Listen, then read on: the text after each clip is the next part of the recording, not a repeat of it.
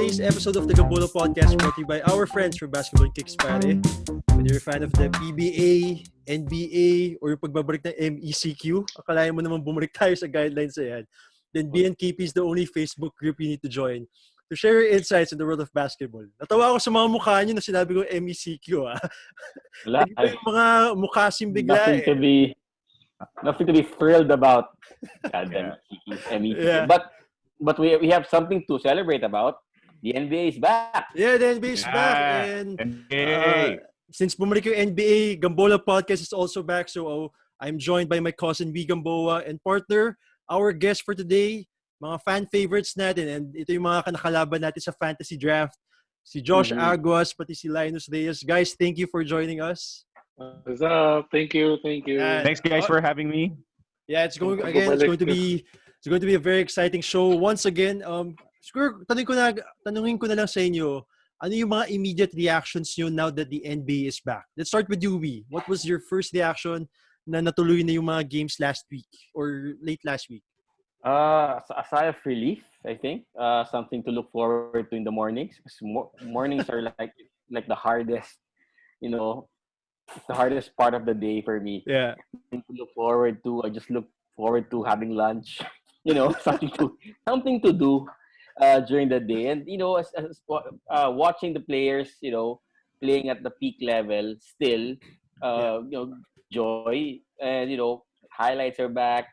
The Lakers beat the Clippers recently, so that's big news. They were able to level the series at 2 games apiece.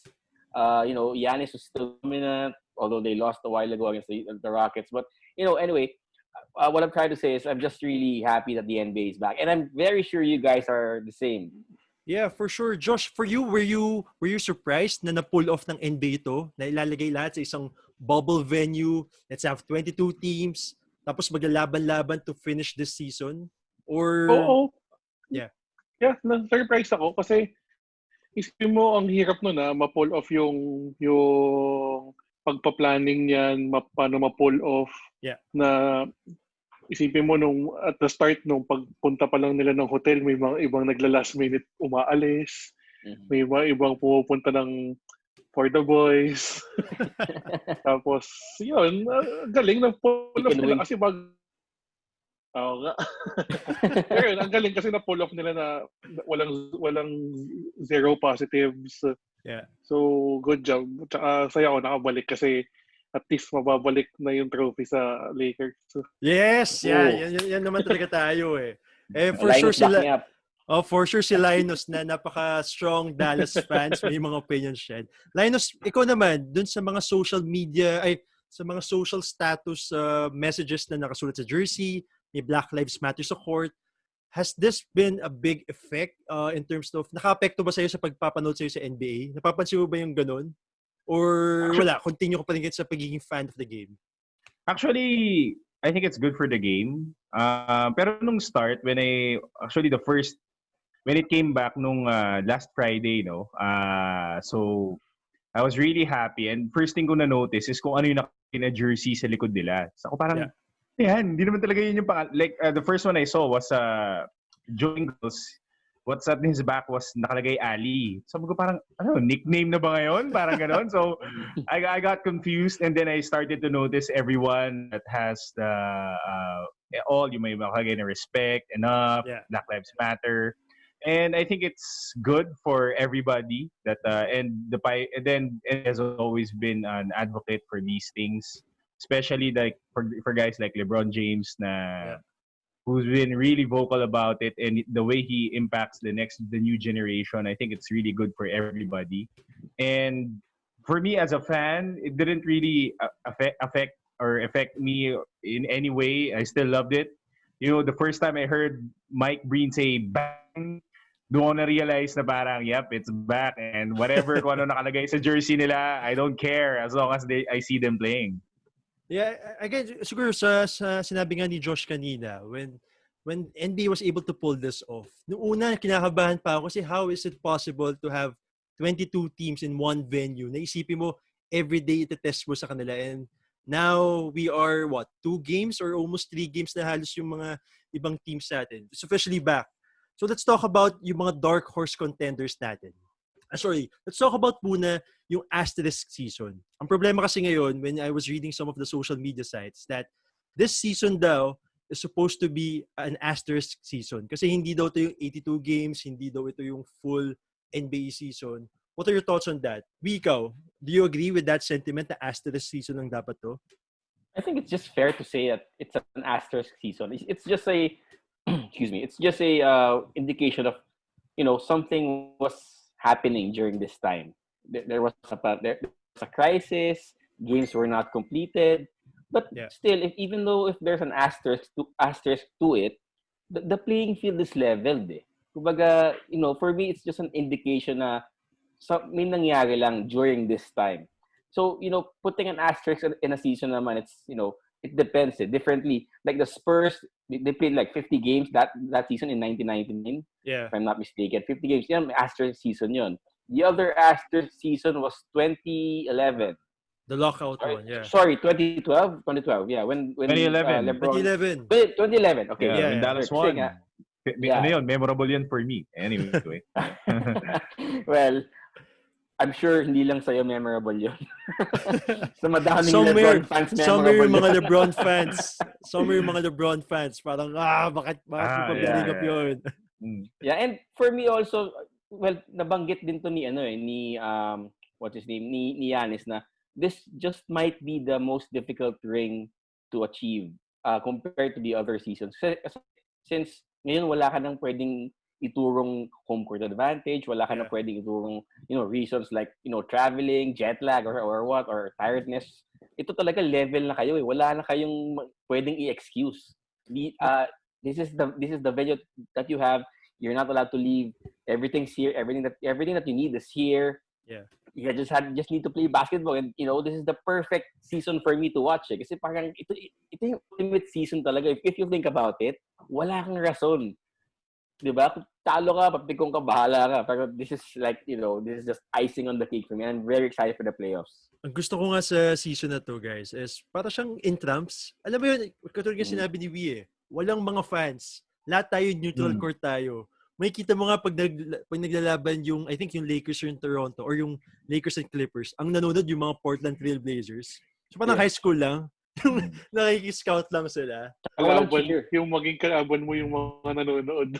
Oo. Saka rinig mo yung intensity sa court Kasi walang fans masyado. So makikita mo si Carmelo Anthony na, I got the ball, get the fuck out of here. Yung mga ganung trash talks niya Let's talk about yung mga dark horse contenders naman.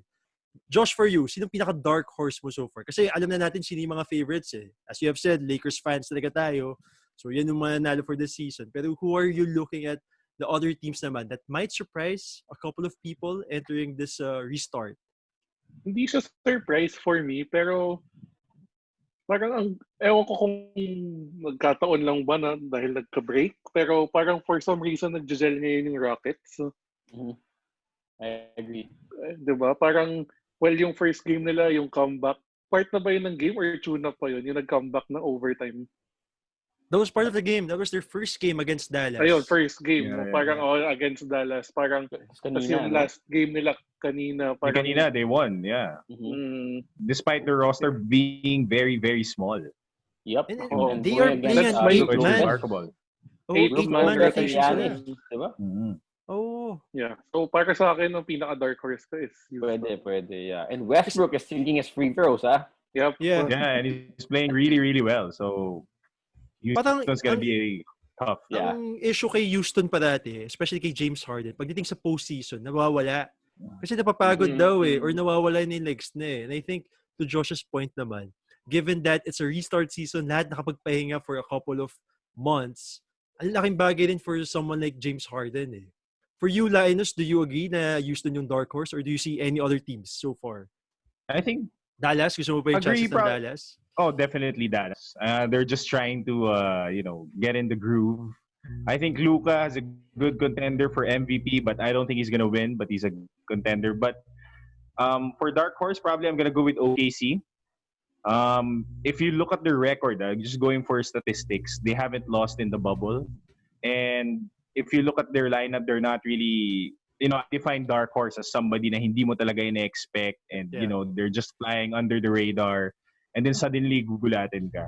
I don't really expect them to win all the way, but I think they're gonna go deep in the playoffs, like semifinals, and then they're gonna give anybody na makalaban nila a run for their money. So, ultimate dark horse ko is probably OKC and probably Portland because I can see they're really trying to get better. They're still in the 9th spot, pero I think they can really chase Memphis and let's see. Game time. I'm actually looking at the 8 seeding ngayon kasi if you look at the playoff picture, ang naglalaban na lang talaga is yung 8 seed pababa eh. So West, parang locked up na halos to eh. Lakers, Clippers, Nuggets, Rockets, Jazz, Thunder, and the Mavs. For the 8 seed, we have the Grizzlies. Tapos, I think one game behind or 2 games behind ang Spurs. 3 games behind naman yung Trailblazers. Then you have the Pelicans, Zion Williamson, na ayaw pa rin palaruin. Who do you guys think will get the 8 seed sa West? Spurs, Grizzlies, Blazers, or the Pelicans? I think Portland will nail this. I think kumbaga kanina was a hiccup. Parang they weren't supposed to lose that game. I don't know why. Although it was Boston. They were down big. Yeah, they came back. Then for me they weren't supposed to lose that game. Pero it was to a high seed team naman from the other conference. So probably a legitimate loss. But I think Portland will push for the 8th seed. Josh, ikaw? Portland din. Portland din? Siyempre, Linus, ikaw yun, no? Portland? Yeah, Portland. Over the Spurs, pero, over Memphis. But I just want to talk about Memphis and how Ja Morant is really good. So, let's see. Guys determined, mukhang kaya niya eh. Palaban siya eh. So, maybe he comes out different in this bubble and baka it might upset everybody, Alam mo si Ja Morant reminds me of 2008-2009 Derrick Rose. Derrick Rose, exactly. Same. Athletic sila. So, same with Russell Westbrook. Sobrang athletic, ang bilis, ang lakas tumalon. Pero yung elegance niya on the court, Derrick Rose talaga 2008 eh. Yung magugulat ka na lang, ang kaya niyang dunkin yun, kaya niyang abutin yun pala. Yung speed and explosiveness niya yung magaling eh. Yung pagiging shifty niya, and then just magugulat ka na lang, di ba? Like, bigla na lang siya mag-explode to the ring. Derrick Rose. Sana lang, I like him because he's fearless, he's very determined, pero sana lang he can stay healthy for the rest of his career. I think yun yung kalaban ng most athletic people eh. They think they can do anything and then suddenly they get injured. So hopefully he stays healthy, I remember I heard one interview from Derrick Rose that he said that he wished like back in 2008, 9, and 10, somebody told him to slow down, play the game properly because he said he was a bit careless. Yeah. So I hope, Ja Morant learns from that and he stays healthy and one day he can be like the best player in the league. Who knows, right? Speaking of athletic freaks, we have Zion Williamson with the Pelicans. What do you guys think kung bakit? Kasi they lost 2 straight games eh. Ano yung naglilimit sa Pelicans ngayon? Especially during the bubble season. Or wala bang laban din for the 8 seed? Kasi 0-2 na sila eh. Well, anong tingin they lost a couple of close games naman, di ba? If I'm not mistaken. Yung Clippers, tinambakan sila eh. And I think Zion Williamson is only playing 15 minutes lang ata or somewhere in that range. That I don't understand. Pero he tweaked his ankle against the Clippers, I think. So medyo, probably iingatan siya. I don't know. I don't really know why. Pero 15 minutes, it's so low. Masyado mababa yun for, a high-rising superstar. Medyo superstar levels na nga siya. First pick. Yeah. Best player ng team. Diba? Definitely siya yung best player ng Pelicans eh. And I just don't understand din bakit si Alvin Gentry, given that they only have 8 games in this bubble, ayaw niyang i-unleash yung beast na to, kumbaga. Diba? Release the Kraken. Well, probably even before the bubble, they talked about it. That they don't have a chance of, I think they're tanking because from what I know for the bubble, the lower teams that don't make it to the playoffs will still get into the lottery.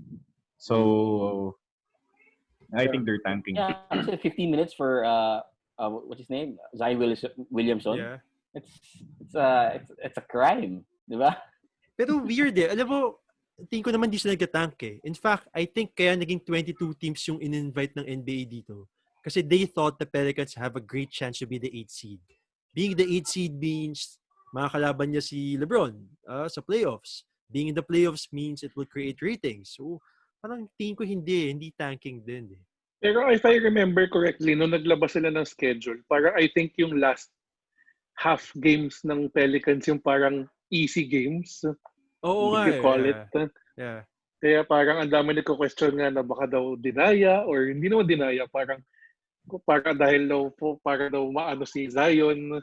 So hindi ko alam kung may factor yun na hinihintay bang umabot dun yun sa games bago siya ipalaruin. Yeah. So hindi ko alam. So, do you guys believe the Zion hype? I mean, Zion is the number 1 pick. Do you buy in after seeing him play? Oh, For the times he played? yeah.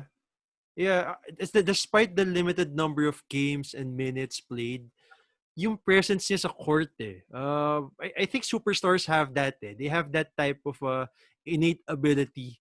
Just to, pag nakita mo siya sa court, parang, okay, alam mo magaling tong taong to. So when you see Zion, even though playing for 15 minutes, alam mo magaling yung taong yan. Alam mo very impactful siya sa game. So I know he's going to be worth the hype eh, for me. Kayo guys, ang tingin nyo kay Zion? Ako, yeah, I've been waiting for the the real Zion to be unleashed. Kaso he was, slowed down by injuries pa rin this year eh.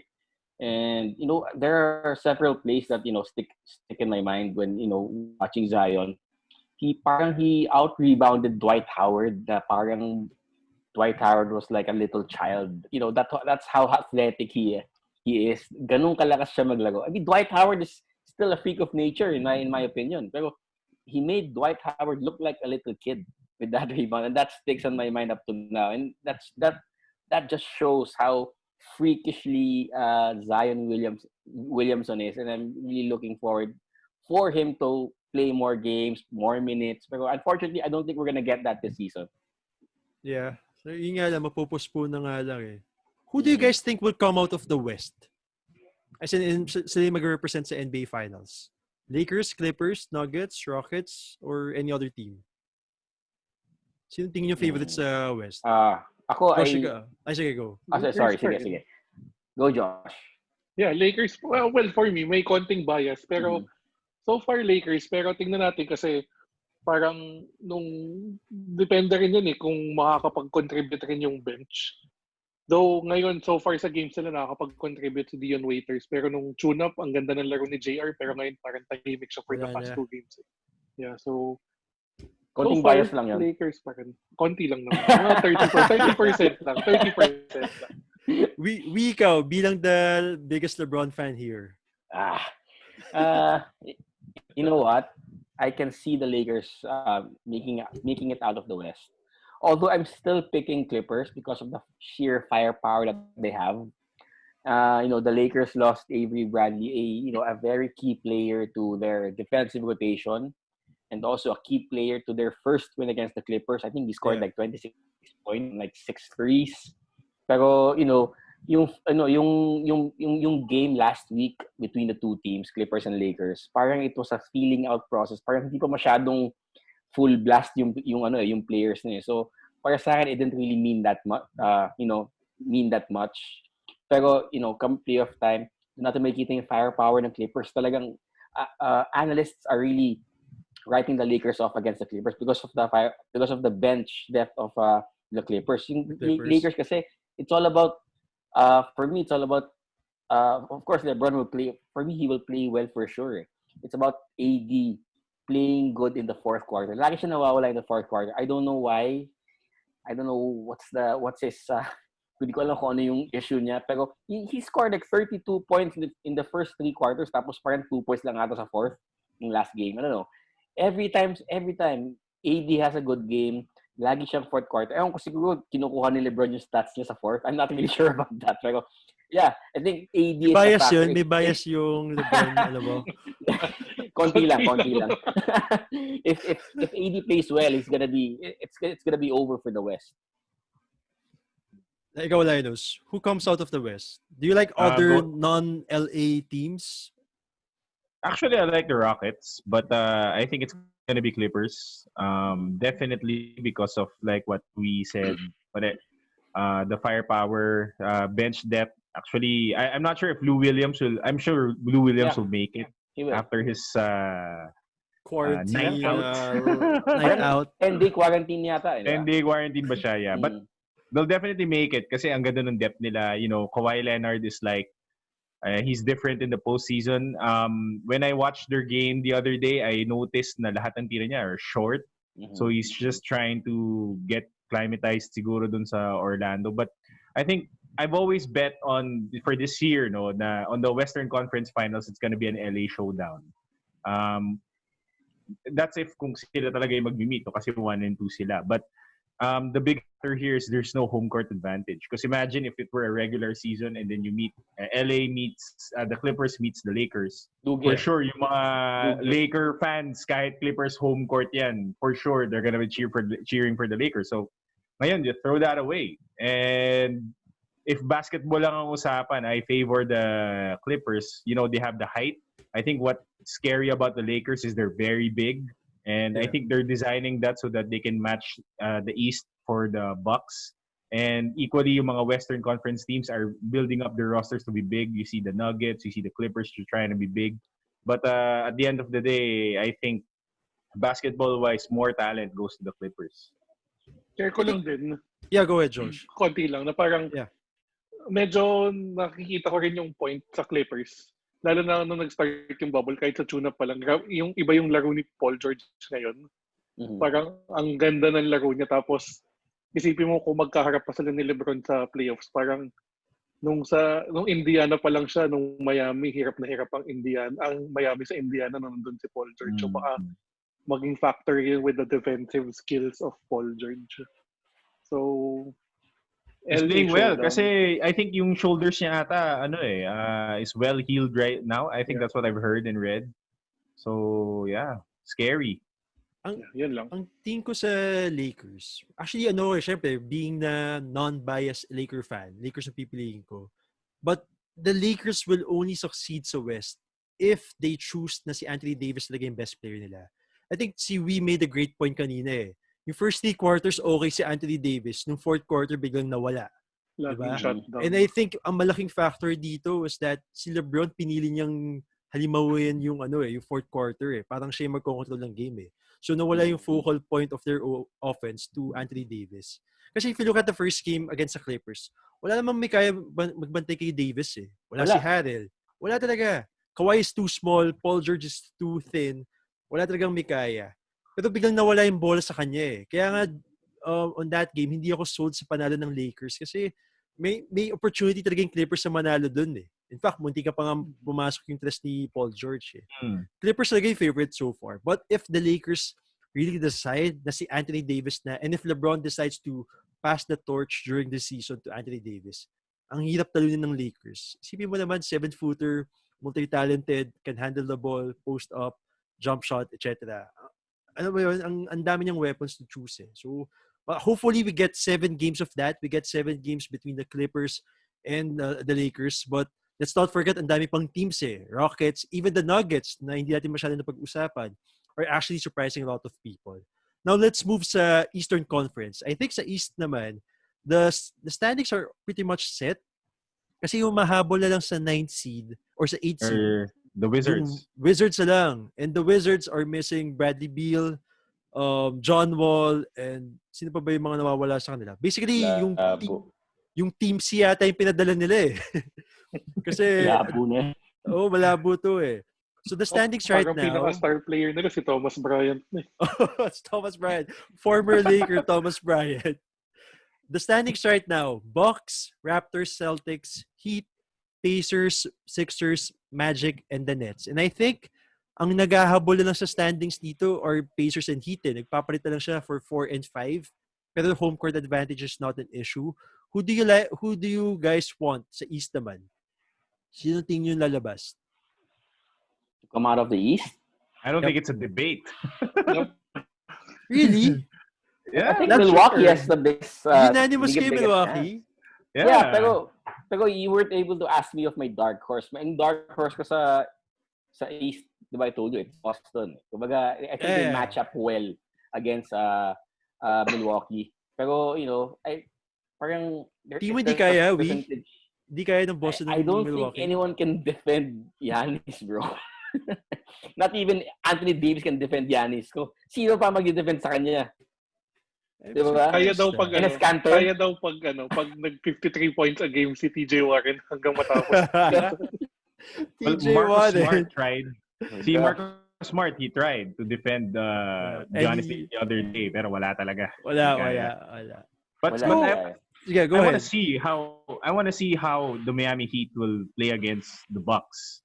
Because for me, yun yung dark horse ko talaga. It's either them or the Raptors. Raptors, basically, if you watch their game against the Lakers, yung championship pedigree nila lumabas eh. They're like a well-oiled machine. And grabe si Kyle Lowry dyan, ha? Parang sinaliban ni Stephen Curry. Everybody, actually, parang pinaglaruan lang nila yung Lakers eh. Yun yung na-feel ko eh. Na they never had a chance. But just because of I think their experience as a team, alam na nila yung gagawin. But if you go for the Miami Heat team, ito yung mga grind boys na tinatawag eh. These guys are like gonna do the dirty work. Magandang pangalan ng podcast yun. Grind Boys. Yeah, Grind Boys. Pero, and this team talaga, Miami Heat, I think they're very and they're gonna give the Bucks a run for their money. So, that's the dark horse for me. I think they can go deep. But let's see, maybe Jimmy Butler has something under his sleeve. Bam Adebayo can play better. Then maybe they can make it. Josh, ikaw, sino ang dark horse mo against Milwaukee? Do you see anyone? First choice ko was Boston, pero second ko rin is Miami for me kasi parang na-feel ko na nahanap na ni Jimmy Butler yung team na para sa kanya. So, parang nababagay naman siya sa Miami pairing up with Bam. So, sila yung second dark horse ko. Pero syempre, obvious answer ko na dark horse other than Milwaukee is Boston. And if you look at the lineup of Miami, as in they're a loaded team. Yeah. They got like Bam, they got Jimmy Butler, Tyler Hero's playing well. They got Goran, they got Jimmy Butler. Duncan Robinson pa. So deep sila, they got good players. So they can make, di lang sila masyadong kilala. Probably because their superstar isn't really that pop, but they have a good team. Good team. I'm surprised no one is talking about I'm surprised no one is talking about the Sixers. Hindi nyo gusto yung chances nila. You know what? Not exactly. Kumbaga, parang yung top 5 or top 6 teams outside of Milwaukee, medyo top talaga eh. Even Philadelphia can, beat Boston because of the matchup problems that Simmons possesses, and even Embiid. No one can defend Embiid one-on-one also. No one can defend Ben Simmons one-on-one. He's just too quick. Kahit wala siyang jump shot, kaya niyang mag-penetrate anytime he wants and kick out to a shooter. So yun nga, those top teams in the East, for me, I can't really choose who kasi ganun ka close.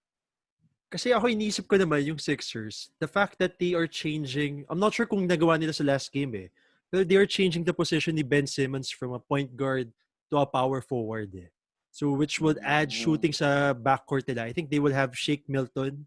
If you guys, kung may fantasy kayo, si Shake Milton, pumutok yan yung last few weeks eh. So Josh is nodding, alam ni Josh to eh, Shake Milton. So ang lineup ata nila, Shake Milton, Richardson, Tobias Harris, Ben Simmons, and Joel Embiid. And I think my argument sa Sixers that they have two of the top 8 or top 9 players in the NBA right now. And Ben Simmons, pati kay Joel Embiid. Si Joel Embiid, pag hindi siya tumitira sa tres, wala rin makakabantay sa kanya in the paint or basta nandun sa loob. Ang hirap niya bantayan. I think even Giannis can't stop him eh. Ang problema lang naman kay Joel Embiid, pag masigip sa loob, tumitira sa labas eh. So sayang yung pwesto niya eh. Si Ben Simmons naman, naniniwala ako na dahil wala yung crowd sa bubble, he would attempt more threes. Kasi wala na yung crowd interaction na pag tumira siya, biglang, yun na, titira siya. Alam mo yun? Wala yung ganun eh. So I think he would show that side, hopefully soon, or baka mamaya sa postseason. So that's why I'm thinking about Sixers eh. I think the Sixers could really match up with the Bucks. But let's talk about the greatest of Giannis. parang alam natin na hindi naman siya tumitira. Pero bakit ang hirap niyang pigilan, guys? Iba. Well, he's like a hybrid Kevin Garnett. Kumbaga, Garnett didn't have ball handling skills back in the day. He was just a post-up monster. Ito si Giannis, he could do it all offensively. Well, not as what they call this dominant defensively, but he's actually in the running for the defensive player of the year. Yeah, Pero, yes. Yeah. Yeah. Pero if you think about it, he's something we've never seen before. So, I think he should run with the MVP plum this year. I think it's a no contest. It's a good story for the NBA if LeBron wins at 35 years old.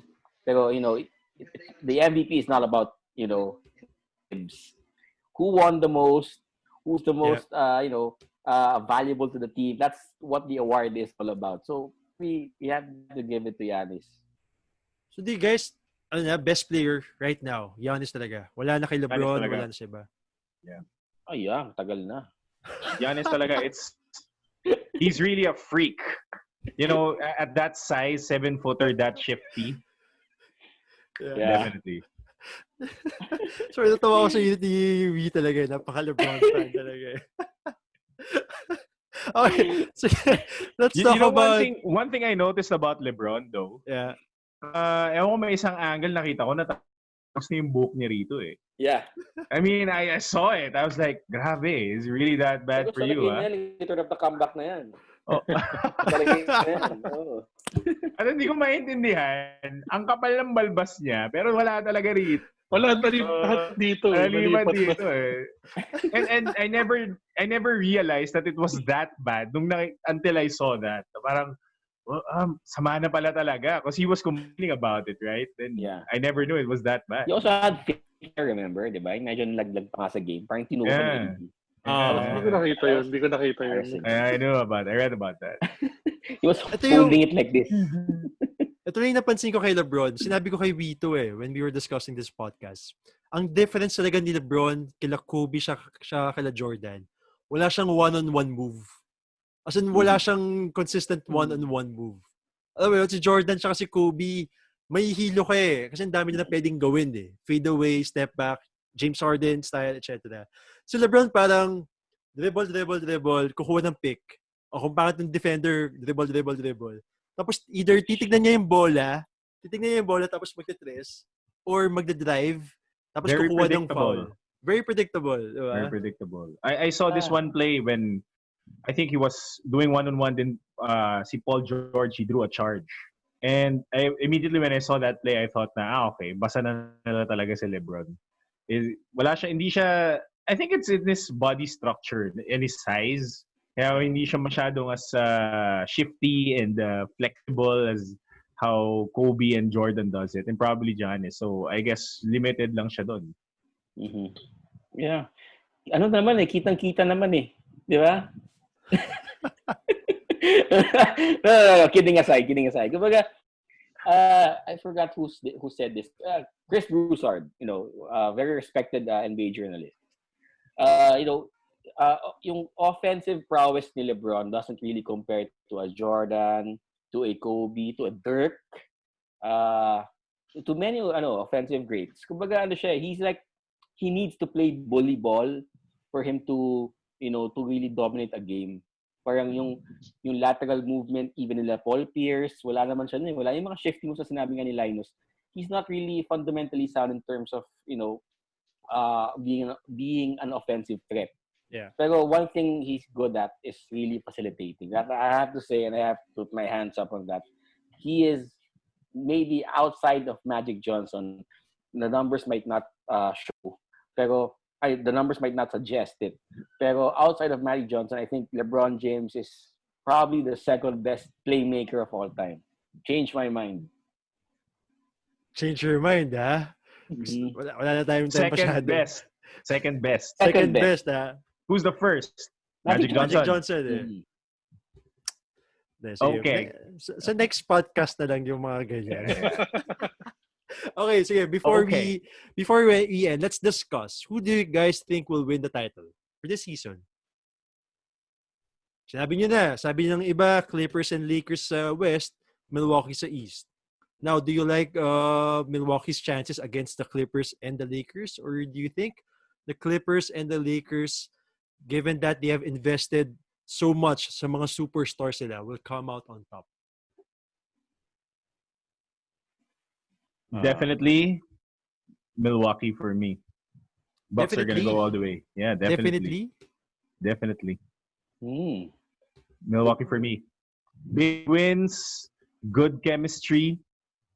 I think that's what the other teams are lacking, especially probably for the Lakers. You know, you got a lot of new players coming in. I mean, you got J.R. Smith. I mean, he's good, but I don't know, late game, probably not. But the chemistry, I think, for the Lakers is what's killing them right now. And I really saw it in their game last time when they lost to Toronto. The fluidity is not there. Kyle Kuzma is playing good, by the way. But ultimately, it's the Bucks because of their chemistry. You know, everybody. You know, I know they lost one game, but if you look at them, they're very sharp. They don't have Eric Bledsoe still. But if everyone's back in the game and then they're all together, they know about each other's quirks, I think they're going to be very, very lethal and they're going to go all the way. So, Bucks for me. Is Bledsoe coming back anytime soon? I'm not sure, but I saw him I think I saw him kanina, nasa bench siya kanina eh. Yeah, he was there. Siya ni Westbrook eh. Mukhang so maybe nag-enjoy lang siya. Akala mo ma-injure, hindi ka pa nakapagpahinga sa 4 months na yun eh. Oh, no. Di ba? I mean, you expect full power from every team eh. Pero, parang sila Marcus Aldridge, nung nalaman niya magkakaroon ng restart season, sabi niya, ay, hindi, magpapasurgery na lang ako. Kayo na lang, guys. Kayo na yung pumunta. Yeah, Josh, ikaw, Brooklyn din, di ba? Yeah. Josh, ikaw, who do you like as the NBA champs for the bubble tournament? Parang it's the year of Milwaukee. Pero syempre, meron pa rin akong side ng Lakers. Pero yun nga, like what you guys said, na parang nakadepende lahat kung sa laro ni AD. Pero iba yung Milwaukee, best defensive team. Yung chemistry nila, maayos. Tsaka shooters. Perfect team. Any chance na sasabihin mo LeBron? Or di? Actually, I'm actually picking them to win. It's either them or the Clippers eh. Kasi parang for me, yung Milwaukee, parang feeling ko nakukulangan pa ako because of that second superstar. Because they're lacking that second superstar. I don't know. It's just me. Because I think it's just a toss-up between the Lakers and the Clippers eh. I'm still giving a good chance to the Bucks kasi since Giannis improved so much from last year. And that's just the scariest thing you can think about right now if you're the other team, part of the other teams. The guy won MVP last year and yet improved in every statistical category that there is. That should scare you if you're the Lakers or the Clippers. Kumbaga, this guy he just keeps on getting better and better. And he's still young. I think he's 26 years old, 27. Bata pa, he hasn't reached his peak yet. So maybe not this year for the Milwaukee Bucks. Pwedeng next year. I think they're still gonna get better. Pero yung second superstar na yun na lacking sila, I think that will cost them a lot this playoffs. Yeah, and I think I agree with that. Kasi pag sinabi mong Milwaukee Bucks, alam natin si Giannis eh. Pero who's going to be the second option? Kasi hindi naman forever mainit si Giannis or hindi forever.